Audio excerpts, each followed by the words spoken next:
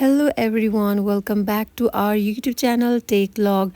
In today's video, I'm gonna show you how to delete a poll on Facebook Messenger.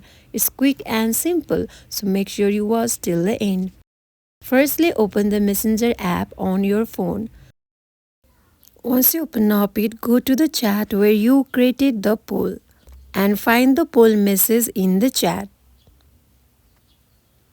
Now here is the important part.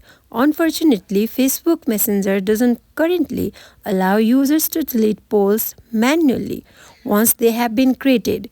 There's no delete or remove option directly on the poll.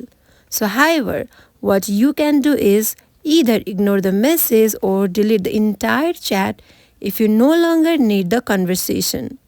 So to delete the whole chat, go back to the main chat list and long press on the chat. Tap delete and confirm.